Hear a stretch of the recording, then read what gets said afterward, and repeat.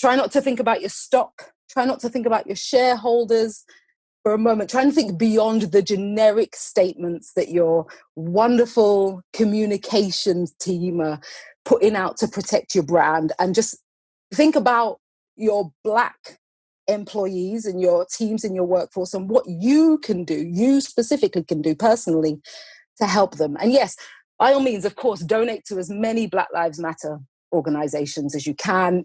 Funding is so important. And, announce your support by all means, if that helps to make you feel better. But I feel like this is a lot less political than you realize. And this is a lot more about being human. We need you to just be human. A considerable number of your workforce are in pain right now. So official policies and procedures aside, what are you going to do about it? This is Crisis Cast 2020 with me, Toby Goodman, a podcast where I get timely wisdom from experts in life and business. These guests will answer my 5 questions, sharing wisdom and insights to help you and me get through this global shitstorm. Today on Crisis Cast 2020, Kymberlee Jay, choreographer of dance turned choreographer of business moves that help creative professionals get paid what they are worth. Kymberlee joins me to talk about her life since March, the work she's been doing for Black Lives Matter, and her transition away from consulting gigs to a more structured coaching offer underpinned by the Book Yourself Solid method. Before we start the show, I have something for you if you identify as pod curious. It's perfect for you if you're an expert, consultant, or business owner. Maybe you're wondering if podcasting is worth the effort, especially now, or perhaps you've tried podcasting in the past but have been disappointed with the results. In this free guide, Podstar, I'll share the exact 7 steps we use to help publish over 2,000 podcasts each month. To get instant access, go to podcastnetworksolutions.com. Kymberlee Jay, welcome to Crisis Cast 2020. Thanks for joining me. Toby, I am delighted to be here. Thank you. So you're in the far east of England. Where exactly? Where exactly are you? I feel like I sort of know. Also known as the back end of nowhere. I am in West Norfolk in a sleepy little town called Downham Market. Beautiful. So I've been there a few times as a youngster. What's it been like on a local level, pandemic wise? The town was sleepy enough to begin with. So there's not been a huge difference in terms of the entire town locking down. I think because there's quite a big retirement community here, we've had to be extra careful in terms of protecting our elderly, and just being aware and conscious and doing what we can to make sure we help everybody. I think that's been the biggest thing that's come out of it for Downham Market specifically, or these areas in West Norfolk specifically.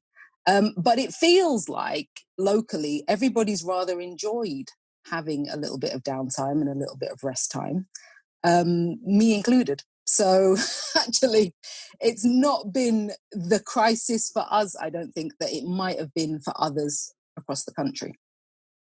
Yeah, but you've been dealing with a number of personal juggling things as a parent and businesswoman and all of that stuff. So how did it unfold? Because we've got a bit of perspective now, but when we first met, you were telling me all sorts of stories about how you were managing a childcare situation. You were helping someone out who was having to fly somewhere else and stuff. So how did that unfold?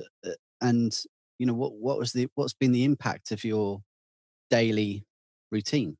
Yeah, so when everything kind of went south in March, of course I have a son, he's 9 years old, so he's not going to school anymore. We had these wonderful hopes and dreams of being able to homeschool our son, And whilst that worked for the first few weeks, it just got to a point where, please just wake up, brush your teeth, and put a pair of shorts on, and we've won today. It was that kind of thing. So in terms of, keeping up with his schooling, it's been, I want to say relatively difficult. It has been difficult. But it went to not being the priority that I thought it would be, because I also assumed that whilst he would be home from school, I'd very easily be able to continue with my work. Because, having a 9-year-old home from school, I mean, it's easy just to sit him down and give him some work and just let him, but no, of course it's, Mum, what's this? Mum, what's going on here? Mum, I'm hungry. Mum, I need a snack. Mum, is it dinner time yet? And it's just like, okay, we're just going to have to pause the work because I just need to focus on family. And it's been a long time since I've done that. I am very much the kind of person who, I thrive on being busy at work.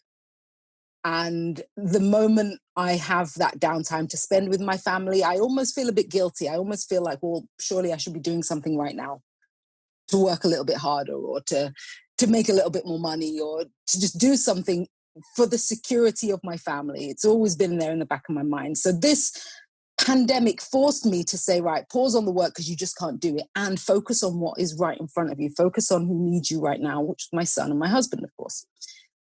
So yeah, homeschooling started out wonderfully, then went to pot. But the weather was incredible anyway. So my son spent a ton of time outside. We're lucky enough to live in an area where there's lots of green space. So he could run around like a little puppy. And then, I tried to keep up with my work in consultancy, but of course all the big companies that I was working with were closing down as well. I had some plans. We were sort of preparing some plans to do some work on the Olympics this year. So at the start of this year, I was supposed to be doing a little bit of work with one of the companies that I work with on the Tokyo Olympics in preparation for the Paris Olympics. That just, it's not happening now. Of course, it's not happening, not until next year, at least.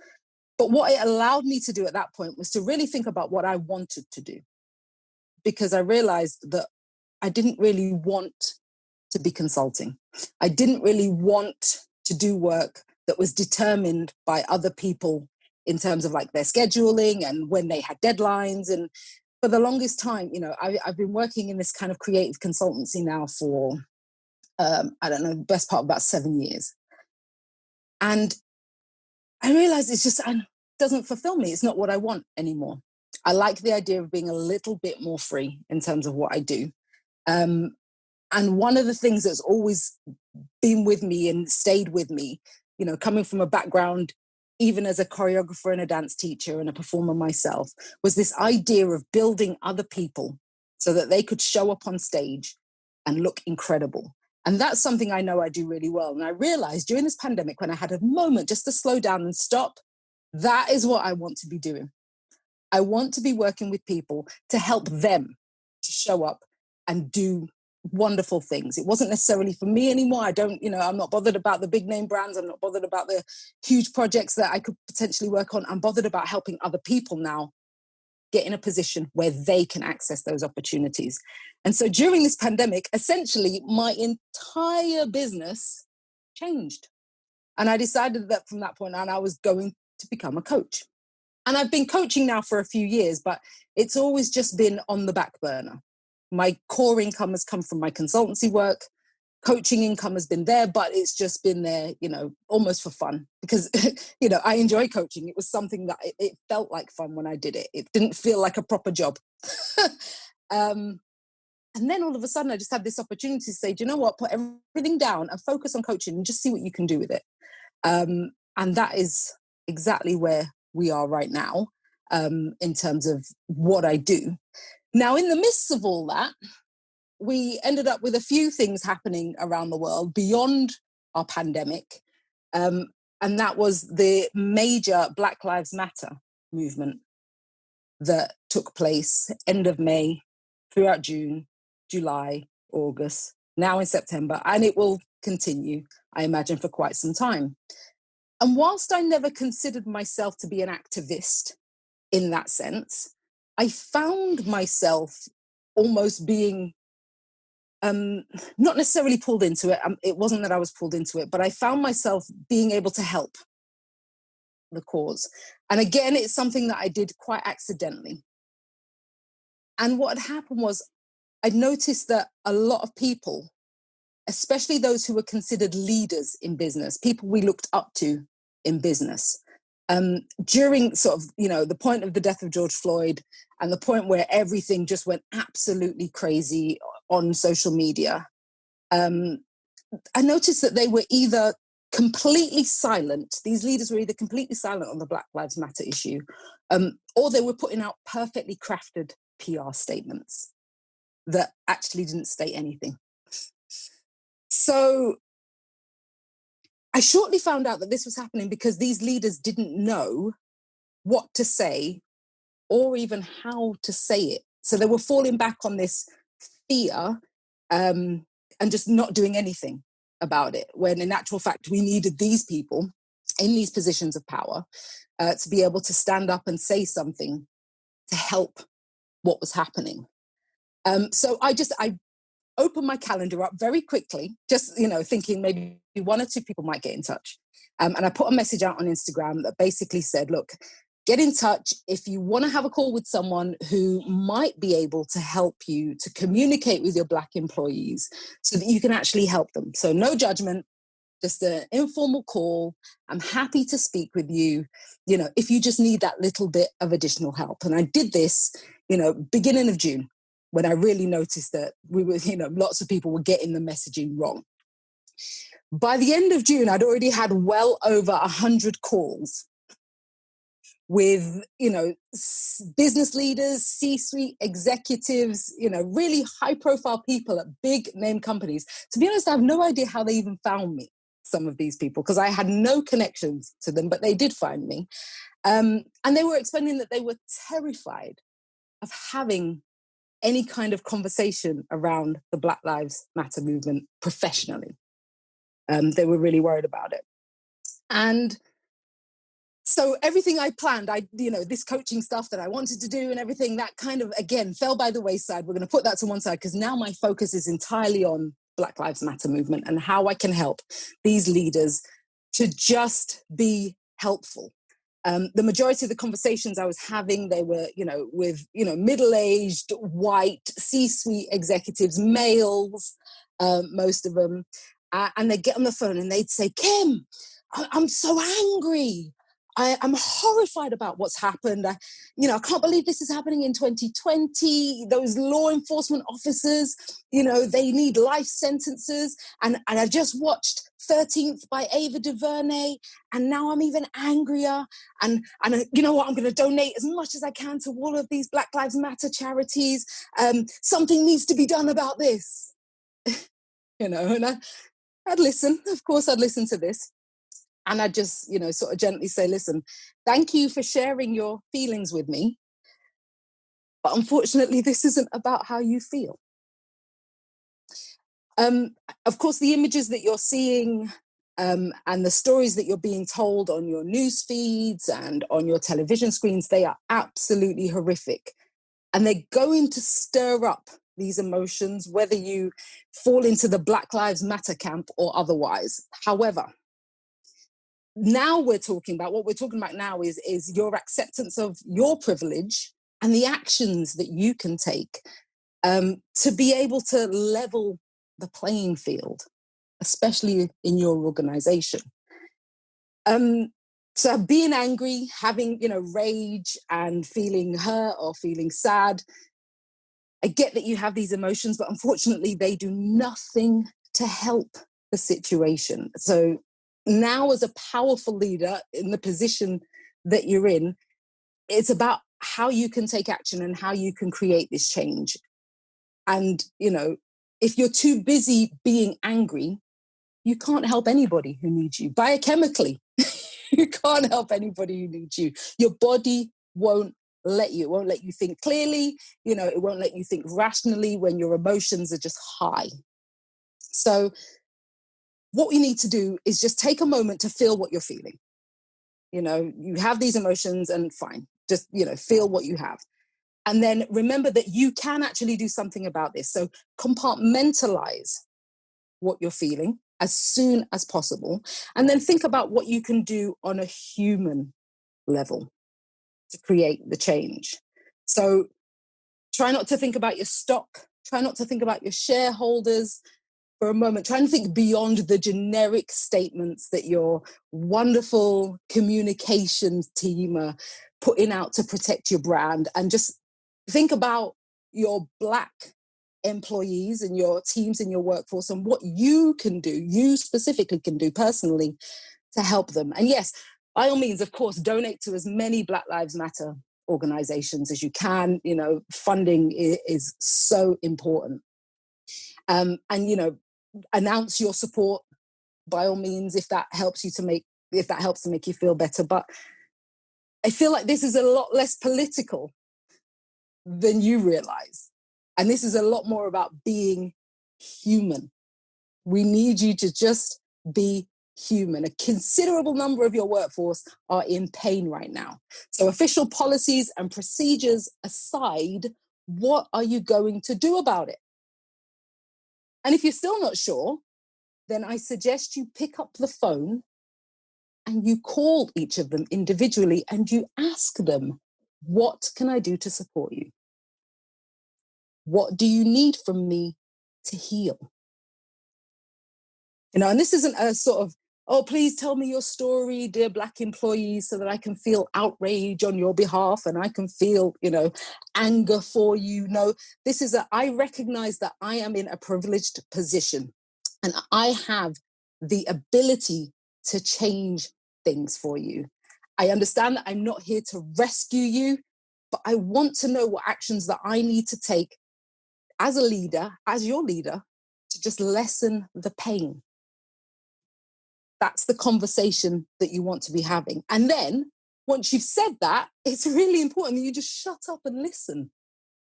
You know, because that's also a big issue around leaders. You know, is don't get defensive. Don't try and justify decisions that were made in your company in the past. You know, just listen. Be a helpful human being. That's all we need you to do as a leader in a privileged position. And you'll make such a difference, I promise you. And honestly, Toby, I had so many of these conversations. It just, you know, it just turned into like my entire focus was on helping these people to help their teams and to remember to be human first. And, you know, part of me was honored to be confided in and to be, you know, to be the person that they came forward to speak to about this. And, you know, because for a lot of them, of course, you know, I explain that it's completely confidential. And of course, I'm not going to talk about who you are and what you do. So I felt privileged to be in that position. But at the same time, a small part of me was kind of heartbroken that you almost have to tell these people who are in these huge positions of power, please be human. That's all we need you to do. Just need you to be a human being. That's it, you know? So yeah, again, everything that I was doing prior to June ended up on the back burner. And for June, July, and part of August, I was there as essentially a Black Lives Matter communications coach, I suppose. That's what I was doing. And it wasn't until mid-August that I could finally switch back and say, yay, okay, back to my program. Now let's focus on what this thing is. And so, yeah, here we are in September, now finally starting to launch my actual group coaching program, which is a business thing, you know, so It's not a life coaching thing. It's not an NLP thing. It's just, I do business. That's what I do. So, yeah. So what kind of results were you seeing what were the results of those conversations? Did you get people coming back to you saying that was super helpful, or, you know, what was the next step for those people once they've got through the outrage? Interestingly, mixed results. So everybody I spoke to said that it felt, you know, super helpful, that they now understood what they needed to do to create change. And I was delighted with that. It was brilliant. For quite a few of them, I personally know lower level employees in their organizations. So I was able, without them realizing, to connect with those employees and just say, hey, what have your management team done to go through this, to help you, to support you? What have they said? And unfortunately, quite a few of them said, nothing. We've had nothing. The same messaging that they put out publicly is the same messaging that we get internally. The fact that they are, completely against, any form of racism, and that they'll do what they can to ensure that they have, they set up these support systems within the company. But for me personally, as an employee, I've not felt any of that. I've not had any of that. So I would say that for sort of a good third of the people I spoke to, where I was able to communicate with their teams at a lower level, they took no action. Even though on the phone to me, they sort of said, hey, this is fantastic. I get it. I'm going to do it. This is what it's about. We're going to push forward. I feel like I understand how I can help. And nothing happened. Tumbleweed, unfortunately. For the other 2/3, we've had, some incredible initiatives happening within some organizations where they've just put, not only support systems in place, but also just the recognition and being able to take a step off of their podium for a moment and just say, yes, I'm human too, and I get it, and I want to do what I can to help, and I am sorry. Just having somebody at that level say, I am sorry, means so much. So yeah, there's the majority, I think, of the conversations I had resulted in positive change. It's just almost, it's a little bit deflating when you realize that the people on the phone would say to you, yes, I get it, Kim. All right, let's do this. All right. And you realize you've done nothing, have you? Not a thing. You've just waited for the whole thing to die down, and you're hoping that this isn't addressed again and we can just sweep it under the rug.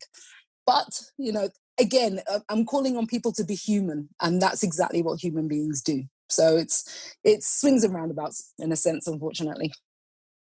Yeah, well, thanks for sharing that, because, I've had private conversations about it, and I've not really had a public opportunity on a podcast to talk to someone about it, who's in your position. And yeah, it's, I'm so grateful to have that. So thank you. So there's so much we can talk about off the back of this. So tell me about, so that came up after the COVID thing. It's just been bonkers. So now what's the focus of the coaching, and how's that manifested? Because we're both certified Book Yourself Solid coaches, and it's really exciting. And I've been using the methodology for a long time anyway, so I'm really happy to be in. And so that's kind of how we met. So how's it coming out? We all know that we don't all know, but you and I know that it's all about target market, single biggest result at the top end. So tell me a little bit more about how you're positioning yourself as a coach today. Absolutely. So I have created, using the framework of Book Yourself Solid and with a little bit of expansion on the original framework, I've created a program called More Clients Mastery. And I've created this program essentially for people like me, ambitious consultants in arts and media industries who want to book more clients, who want to charge higher rates, and just want to build a remarkable reputation in their industry. Now, arts and media industries are very well known for struggling when it comes to understanding the business. Not only the business itself in terms of how to monetize what they do, but also how to create, or how to build the authority, how to create the credibility, and how to sell themselves in a way that just doesn't feel like super sleazy car salesman. Everybody sort of assumes that that's where the avenue you have to go down in order to be successful if you're going to be in business. And also there's this idea that if you're a creative, you're not allowed to be business minded. You shouldn't be business minded. You should, if you're creative, you're free thinking, and you're about the art, and you love what you do. So, if you get paid for it, you're lucky. And if you don't, whatever. You've still spent your day doing the thing that you love. So you should be grateful for that. How do you deal with that? Because I've spent my life as well surrounded by hugely technically talented people whose mindset around marketing and actually putting food on the table and perhaps, you know, having a nice home to live in has been almost like you're a sellout. You know, you're a sellout. If you're making money doing this thing, then you know, you sold out. Not everyone, but certainly from the sort of edges of you know, the jazz guys I would say they're a great example of people who are, you know, very, very far left in everything they do. Again, you know, generalizing massively, of course, but there's definitely been some strange vibes that I've had, and actually when throughout this pandemic, a jazz musician called Keith Tippett died, who is from Bristol, and he was a real leading free improviser, world class, amazing guy. I spent a lot of time with him when I was young, and he was so disappointed in me when he met me at, you know, a few years into me working professionally doing theatre gigs, and I had a nice car, and he was pissed. Like he was really angry that I'd sold out and I'd started playing commercial music, which is you know, he was all about being hungry and creating art and stuff, and I don't know, you know, I struggle because I want nice things as well. So how do you have that conversation? Because there's that guilt about that creative people have about making money, but also we're always having a conversation about not being paid what we deserve. And I'll tell you I'll tell you another story that is incredible, is that someone phoned me to do a gig for the first time since March, where I haven't played at all. And I miss playing music, and I'm happy, you know, I'm so happy when I do it. Someone phoned me for a gig. She said, it's just at the local pub down the road. Can you come and do it? It's for an hour on Saturday. And I was like, yeah, great. You know, I was just happy to play. And then she said, we're playing for tips, if that's okay, just to play. And I'm like, I can't do that. Like, I'll come and play for nothing to have a play, but I'm not playing for tips. Like, I live in a London suburb. People have got money here, and they're going to go to the gastropub and pay big money for the meal. And you're letting the owner of the said gastropub let you play for tips because they're doing the whole conversation about, well, isn't it just great to do what you love doing? And the woman who called me, she's a mum, you know, as well. She's not, she has to pay her way, you know, but it's almost like she just thinks that that's how it is. And now I feel like a big time asshole because I've gone, listen, you know, I really miss playing, but I will not play for tips. Like, I haven't done 25 years of what I've done to push my money down to like basically begging. Like, I can't do it. And you're devaluing the industry and all of that. Yeah. So how do you start? Again, you know, I could go on, but how do you actually help good creative people get clarity around that? Because I would love to hear your thoughts on that. Oh, wow. So, yeah, of course, this is industry wide and has been for many, many years. This idea that, of course, because you love what you do, you shouldn't necessarily be paid for it or be paid above what the average person values your art to be worth. And often that value comes from the amount of time that you spend doing it. So if you're a musician, they'll say, well, if you're only playing for an hour, I only have to pay you for an hour. I'm not paying you for the 25 years that you've spent learning to be incredible at music. I'm just paying you to turn up for an hour. So, you know, there's no more conversation to be had. So there's a lot of work to do around the idea of value. But to begin with, I always start the conversation off with a quote that came from Walt Disney. And Walt Disney always said, we don't make cartoons to make money. We make money to make cartoons. The idea being that the more money they had, the bigger budgets they had, the better their art would be, the more that they could do with it, the more that they could distribute it, the better, just the greater the overall product would be. So first, it's about changing your perception, your belief around what money does and why money exists. Because for a lot of artists, yes, there is that guilt if you think, well, actually, I want to live in a nice house, or I want a nice car, or I want spending money, or I want a holiday. I want to be able to have that financial freedom, in a sense, to support myself, my family, everybody around me. But at the same time, many artists, of course, have that block and they have that guilt and they're feeling like, okay, I can't do this because the industry says that, we're not supposed to charge more than this, or I shouldn't do more than this, or because I'm not as well known as such and such, there's no way I can charge the same sort of rate. But I always ask the question and I say, well, if money was no object, if you had as much budget as you needed to, what kind of art could you create then? And what could you do with it?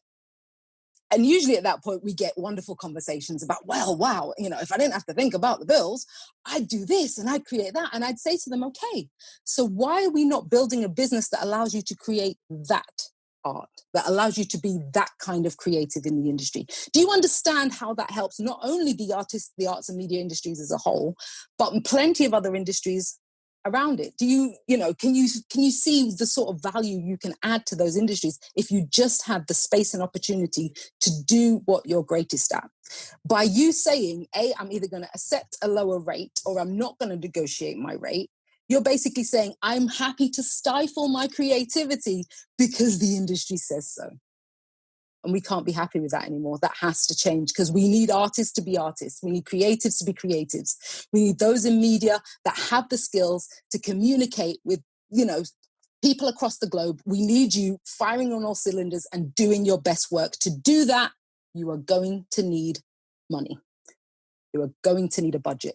So let's work to get that budget. We're going to, and every time somebody says you feel like someone's devaluing your work or offering you something that's below what you'd like to work at, I want you to think about, is this actually going to help me to do my best work? Can I be the best possible creative based on this budget? And if the answer is no, then unfortunately, you're going to say to the person offering, I'm really sorry, but no, I cannot accept your budget. This is where it begins. So that is kind of how the whole conversation starts. It's that understanding of, it's not about the external belief, and it's more about, what do you need personally to do great things to get yourself and your skills out there to everybody. And the no's get easier, right? The no's get so much easier. In fact, you look forward to them. Yeah. I look forward to them. I enjoy saying no to people.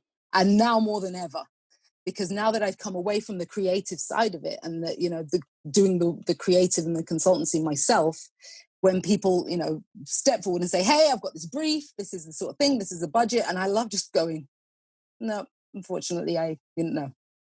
And even though often they might, nowadays they'll offer me budgets that are, years ago, I would have looked at those budgets and screamed. I would have been delighted with them.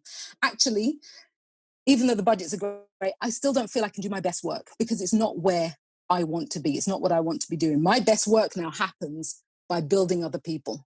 And this isn't it. So I'm happy to say no to a budget, and I'll help where I can and refer, people and say, hey, I can't do it, but this person could be great. And I love being able to refer people, but it's just every time you get to say no, you feel just a little bit more fortified in terms of your vision and your goals and what it is that you want to do. And that's such an important part of running a business. You really have to be behind it. Yeah, agreed. Yeah, it's been a good few no's from me over the last few months, and the first few times have been scary, because there's still been that, what if this COVID thing's really gonna, take all the money out, and am I being anyway. Good. But then there's also that idea that, if you say yes to something that you're just not 100% about, you end up losing opportunities that otherwise might have entered your, arena. at that point. So if there was a point in my life where I was saying yes quite a bit to working with quite a few clients and quite a few companies, and I was finding that I was losing bigger or more fulfilling opportunities I would have liked to have taken because I was just tied up with, the rubbish I'd said yes to. So it's about that. It's about clearing the space as well. Yeah. And it's the space either side of those consulting calls as well, right? Because you take that stuff in your head around with you, especially if you're dealing with a hard client.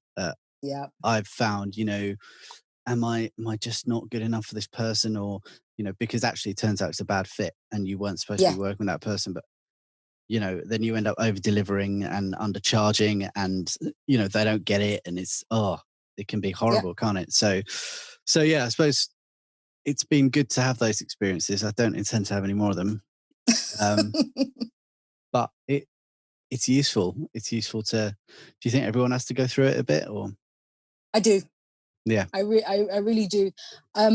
In the past, I've had, people who've approached me for coaching and they've sort of come straight out of wherever they've trained creatively, whether that be art, design school, fashion school, dance school, drama school, whatever, and said, right, I'm ready to go into the industry now. So I need you to coach me to make sure that and part of me always thinks you need a couple of years of just the hard knocks. Getting your ass kicked. Yeah, I need you to know what that feels like. Otherwise, the information that I give you, you're not going to value it. You're not going to understand it. You're not going to realize why it's important.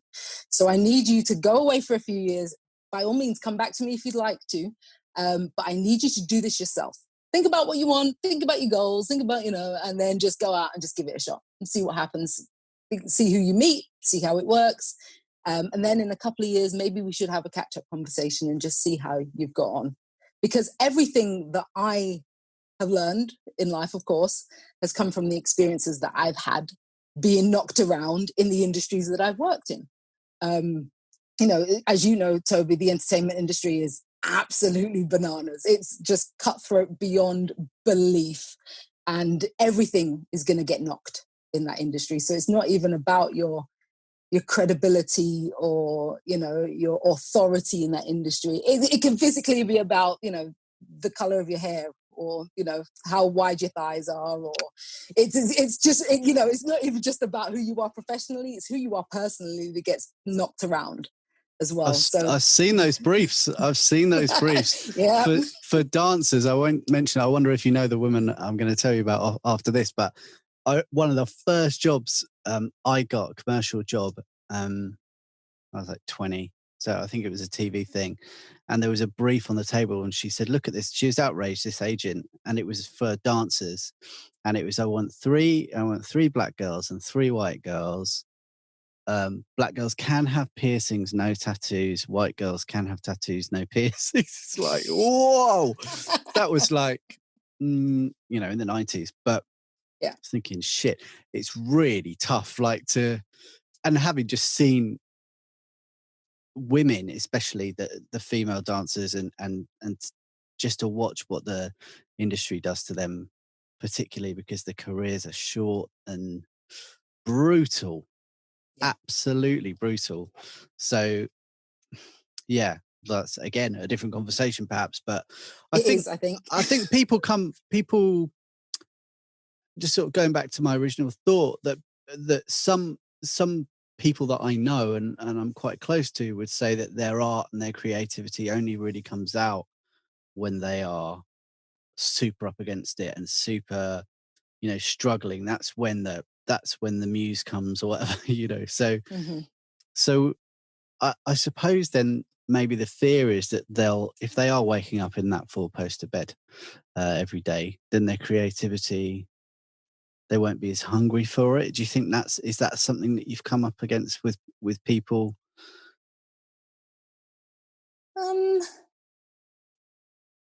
I wonder sometimes if that is about, it's less about their ability to control when they're creative and more, again, about their ability of how they're perceived by the industry.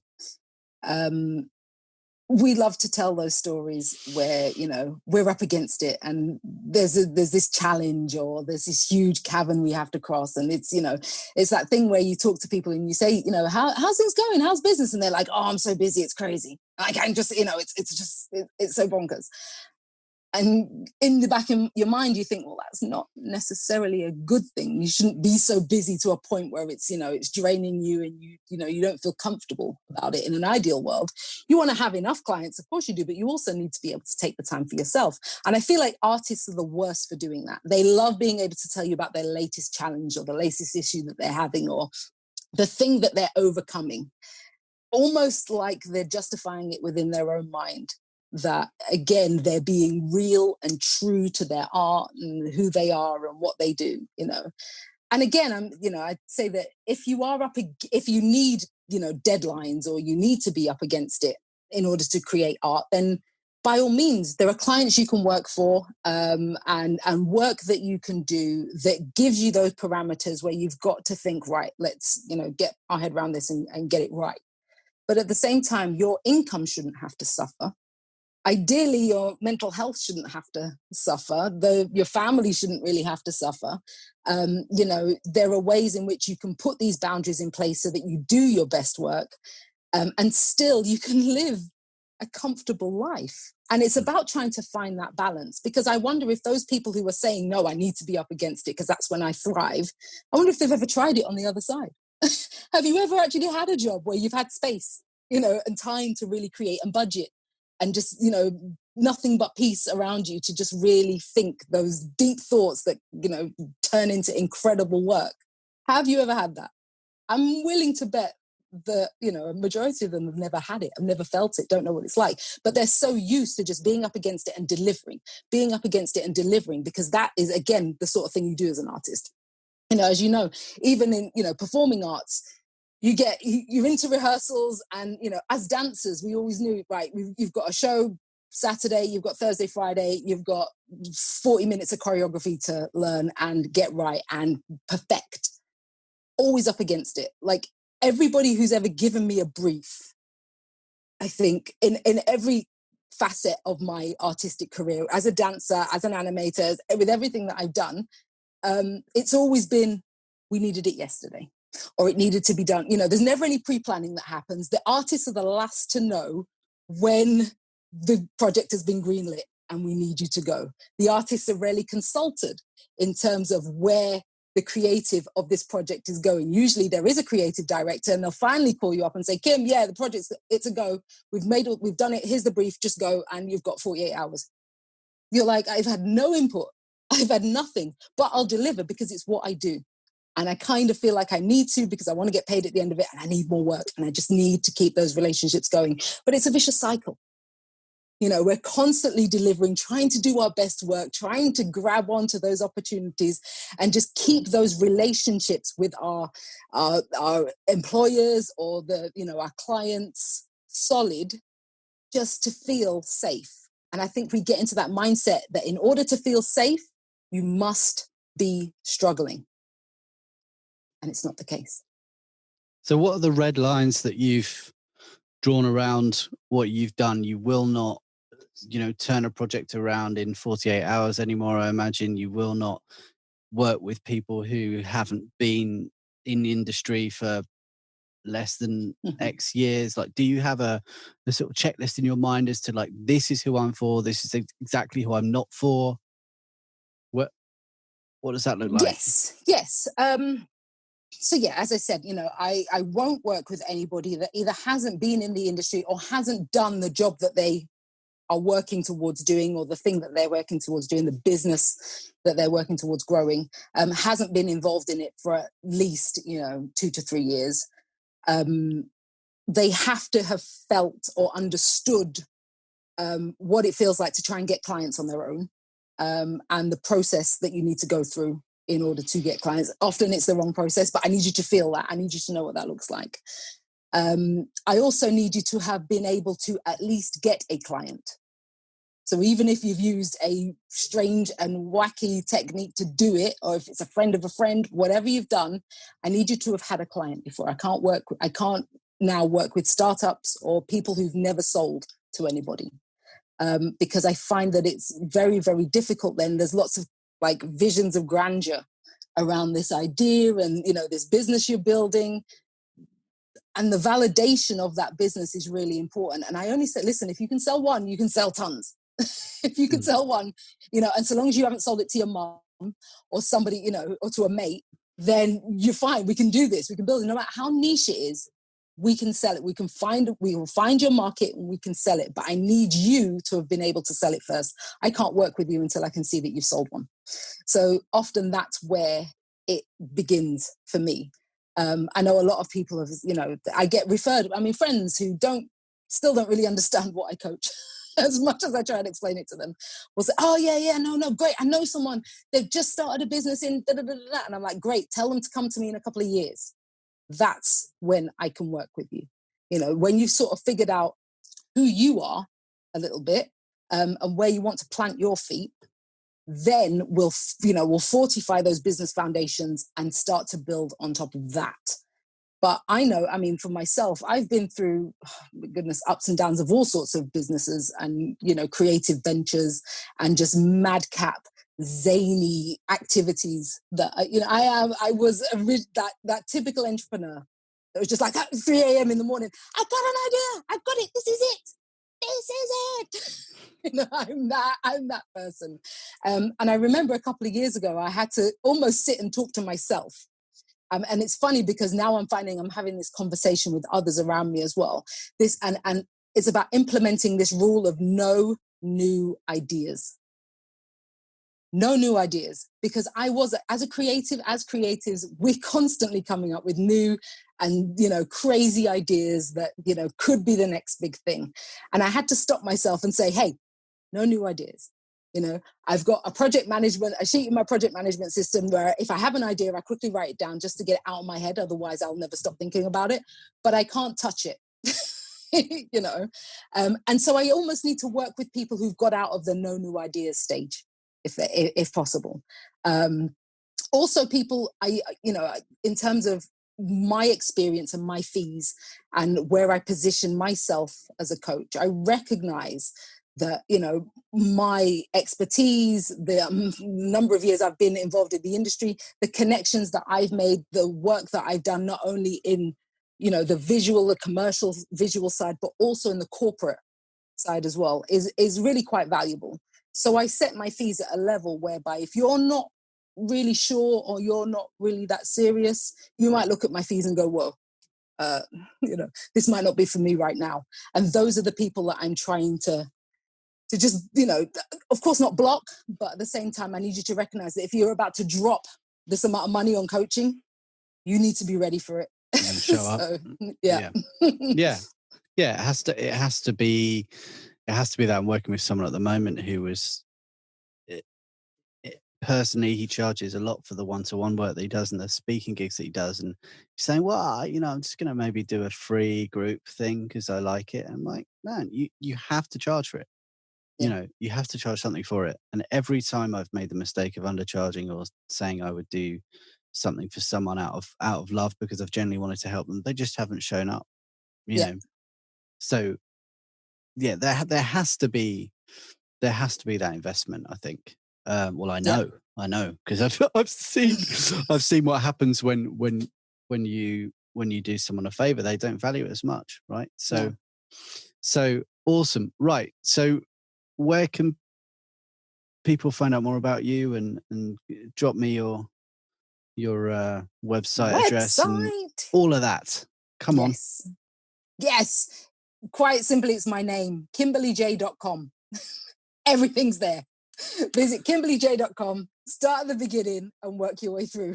You'll find everything you need in that one space. And I'm on all of the social media platforms as well. Not entirely consistently, I'll be honest. You know, I'm not the greatest at posting useless information at, you know, popular times during the day. I tend to find I use social media to communicate things that help, or I hope hopefully they're things that help.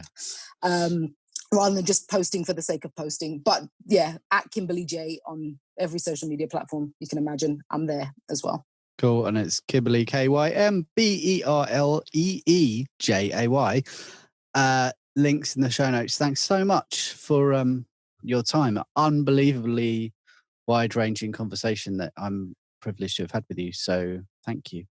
I want to say thank you as well. I do feel like I could talk to you about the stuff for hours and hours and hours and hours and hours. And I know we don't have it, but you know, it just, it felt really nice to be able to have those conversations with a fellow creative who understands this position.